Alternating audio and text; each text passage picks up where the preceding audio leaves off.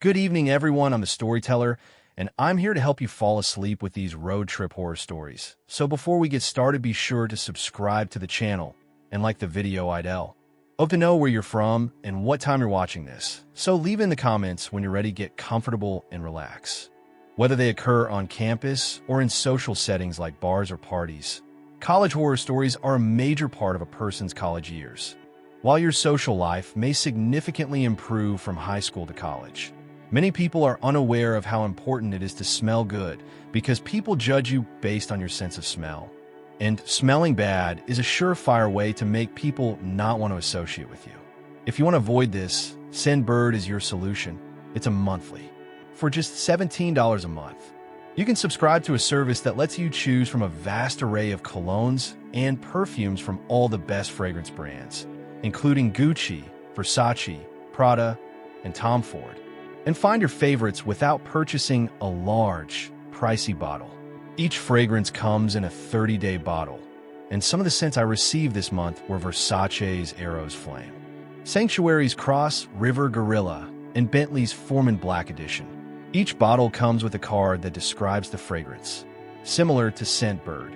You'll be eager to go out and mingle with people, especially as you receive more and more compliments on your perfume or cologne. If you're unsure which scent is best for you, you can visit their website and take their quiz, which takes less than a minute and provides you with personalized results based on your preferences. If you're interested, use Nightmare 55 off by scanning my QR code or clicking the link. My name is Chuck, and I graduated from the University of California, Berkeley in 2016. I had an excellent college experience, managing my studies well and spending just the right amount of time chasing girls. I'm still friends with many of my former frat brothers, and I recently got engaged to my fiancée, Rosie, whom I also met at Berkeley. If you were to ask me what I thought of Berkeley when I was a freshman, I can guarantee you that I would say, as a freshman, I was quickly swept up in the flurry of career development and planning the next 30 years of your life as an 18-year-old, which is silly, but that was the nature of my school at the time.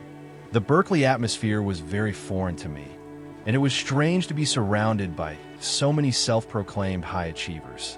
That is one of the main reasons I was never overly ambitious in high school, as I will explain. I remember the anxiety of maintaining a professional online persona, as if my future depended on who I connected with and what skills I listed.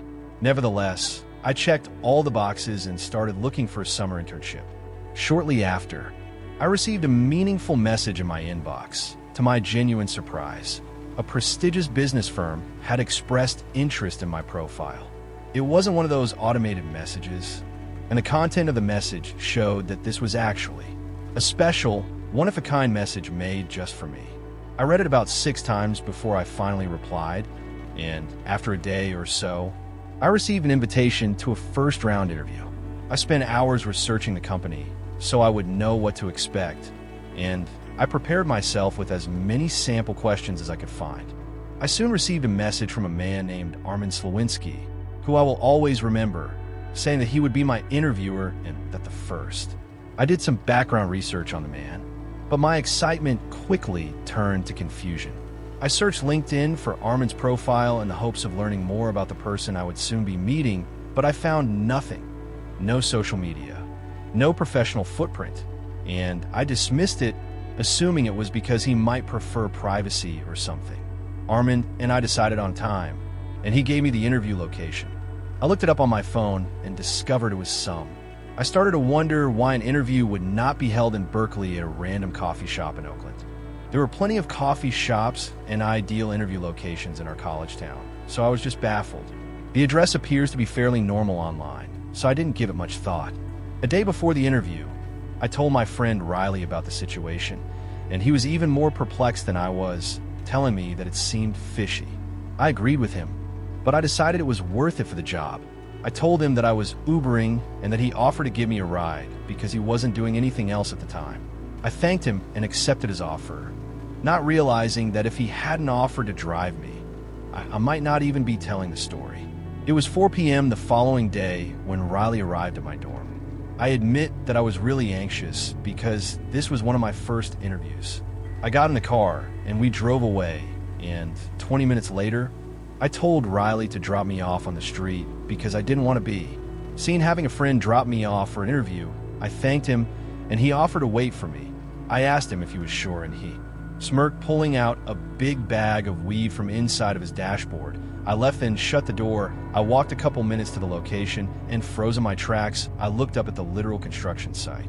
In front of me, there was no coffee shop. Even stranger, this entire area wasn't residential at all. Like all the buildings looks closed or private. Confused, I double-checked my phone and confirmed He was in the right location. This entire block must have been recently demolished, so recently that even Google Maps hadn't updated. I pulled out my phone to call Riley, but before I could, a booming VO Ice rang out behind me. Chuck, exclaimed a deep voice. I whipped around and was met with the appearance of an absurdly tall man, wearing an expensive-looking black suit. Thank God, I thought, grateful that his whole ordeal hadn't been some kind of setup. His presence was commanding, yet oddly out of place amidst the derelict.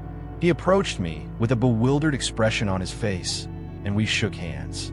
When I asked him about the construction site, he said he was as surprised as I was. He furrowed his brows and placed his hand on his chin, saying, "You know what? Why don't we find someplace else to get in?" He gestured toward the Bentley, then walked back to the car and shouted over his shoulder, "Shotgun's all yours." Without saying anything more, he got in the front seat and closed the door. Excitedly, I followed the door and walked around the car to take in its beauty. I couldn't help but look into the back seat, expecting to see the gorgeous leather seats that come with a Bentley. But instead, I saw a man lying flat on the ground, hidden by the shadows, holding something long. Mental panic struck me, my mind racing with the implications of what was ahead. I turned away from the car and ran as fast as I had ever run before. I didn't even look back as I ran, but I heard the one sound I dreaded, screeching tires, and I glanced over my shoulder to see the car turning around and pointing in my direction. I had to quickly realize that there was no way I could outrun a car. I couldn't just flee the situation. There wasn't really any open space around me, just an endless maze of streets. I could feel the fear running through my veins as I reached the next intersection and had to make a decision that might come. Logic told me to turn left because it was closer, but my feet made the decision for me before my brain could. I ran across the street to the right and darted down the road, knowing that I wouldn't have much time, maybe 10 or 20 seconds, because by some miracle, one of the buildings in front of me had a fire escape that appeared to be just low enough for me to jump onto. Using all of my strength, I leaped upward and grabbed onto the ladder. I had never performed a pull-up in my life, but I made it up because I thought this was life or death. The ladder, and continued climbing. The Bentley sped around the corner and came to a stop in front of the building. I couldn't see the driver, but I knew he was staring at me, and if they decided to follow me, I would have to fight. The next minute seemed to drag on forever, and the car continued to stand there for a little while longer before speeding off down the street and turning left so that I would never see it again. I was out of breath, so I took out my phone and called Riley, essentially screaming into the phone about what had happened. As far as I was concerned, it never happened, but even though I tried, there are moments like right now when I can't help but remember every horrific detail of what could have been the last day of my music life. This is a news story that happened fairly recently when my family and I were driving to college to help me move in as I fled.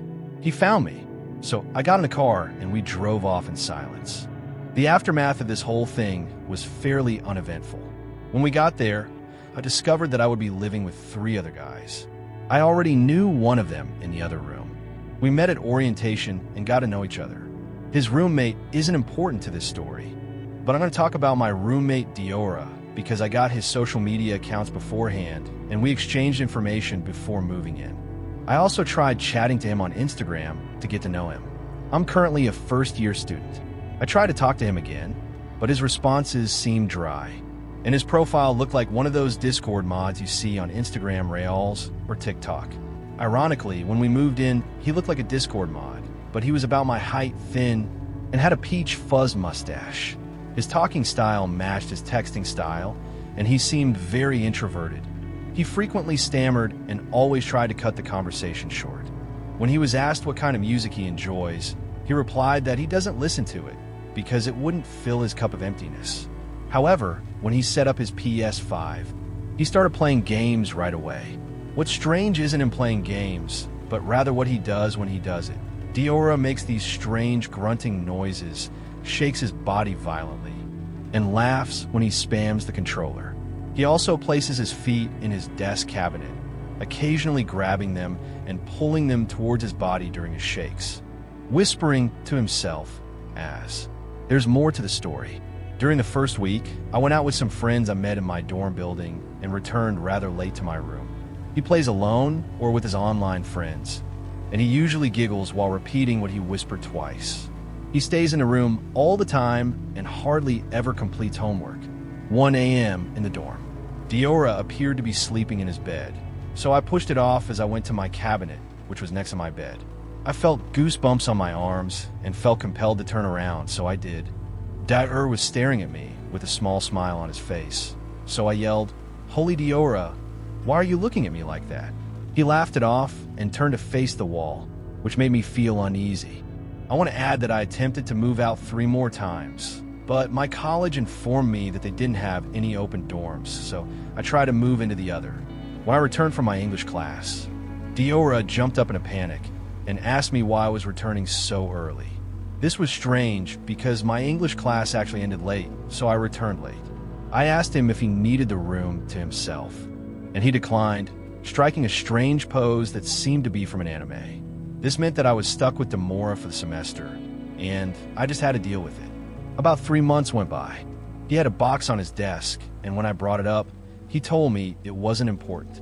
I shrugged it off, but then I noticed that my iPhone charger and my scissors were missing. I asked Diora if he saw it, and he handed them to me. However, as he was giving me the iPhone charger, the cable knocked his box over to me as well, and when it opened, I saw something that made my heart sink, a sticky note with my name on it. It fell out along with what appeared to be a see-through case that contained eyelashes, glasses, socks, and a disposable photo of me that I had taken as a joke. He picked everything up off the floor as he attempted to explain what it meant, and I yelled at him to leave right away. I texted my RA about the situation, and he replied that he was currently out but would show the box as proof when he returned tomorrow, so that they would have a reason to expel Diora. So I took the box and concealed it inside. When my roommate returned an hour later, I told him to stay on his side and not to talk to me. After a long day, I tried to stay awake in case he tried to find the box, but I fell asleep at around 2 a.m. I was feeling really shaken and disgusted by my roommate's presence in my laundry bin. It felt good to see Diora gone from the room for once when I woke up, but then I remembered the box. I went to my laundry bin and it was gone. I panicked, and shortly after my RA knocked on the door, I let him in and told him the story. He believed me when I told him that he couldn't do anything without that box, or else he would just be relying on my word, which isn't much. I felt like I was going crazy. About 5 hours later, Diora returned, and I asked him what he had done with the box. He played dumb and said, "What box? I don't know what." We're still living together as of today, but I avoid the room as much as possible because he still frightens me. The worst part is that I can't sleep sometimes or focus during the day because I can't stand looking at him or being in the same room with him. You mentioned that I put pressure on him to stop playing dumb, but Diora kept denying it. It's now the 2nd semester, and yes, I'm still living with Diora. He did promise me that he would never do it again, and if he does, he'll let me know and we'll move out right away. It happened to me during my freshman year of college in 2019. I'm now graduated, but I still think about it every Halloween week. My college had crazy parties every day because I attended a Big Ten school, so there are always fraternity costume parties. And even the bars make fun of it. I can't stop wondering what was in the box, why he stole my photo, why he stole my socks, what were the glasses for the part that makes me cringe every time, what those eyelashes were doing there, and what was in the box. This incident happened to me on the Saturday of Halloween week. Our football team had won a big game that day, and my friends and I were going to a certain fraternity off campus to celebrate. We knew this because one of my friends, Alexandro, was dating a player on the team. We arrived at the fraternity party at around 11 o'clock, and things got really crazy.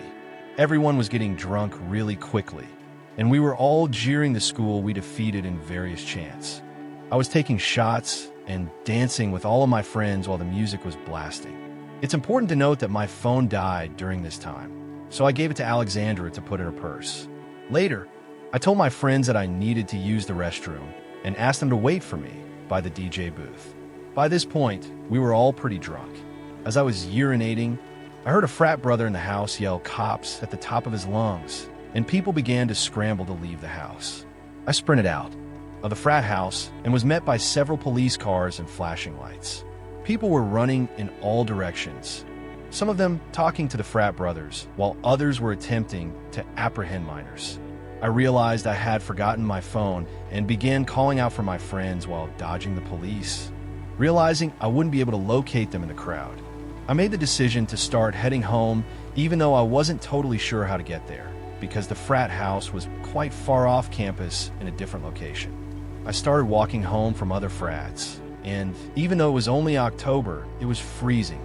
It was about 37 degrees that night, and I was still very tipsy, but I realized after a while that I needed a break to warm up and hopefully sober up.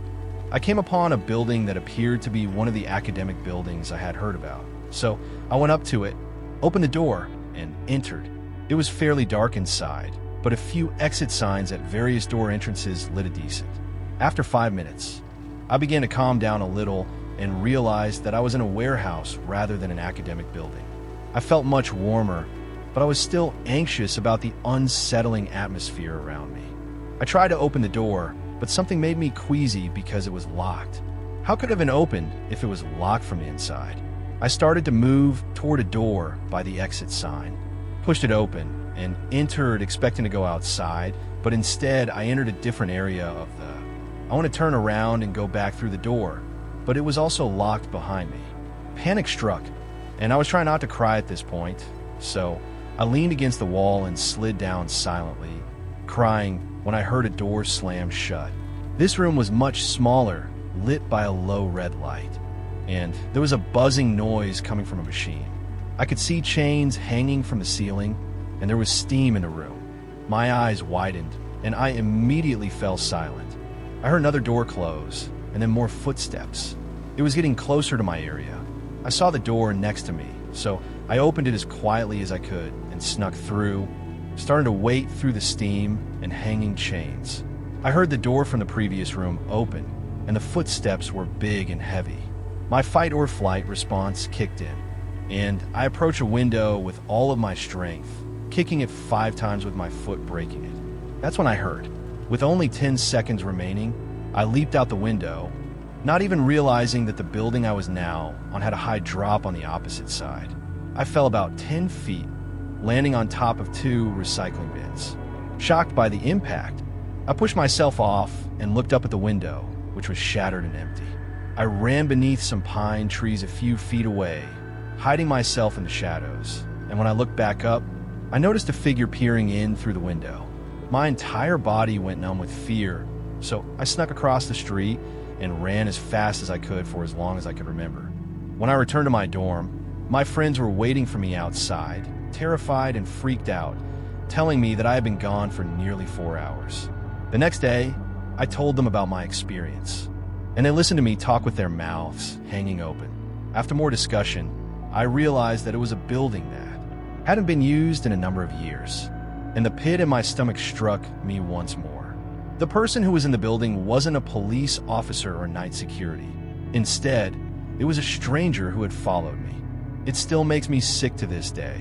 Even though I tried to find out information, nothing turned up. It's still the scariest thing that has ever happened to me.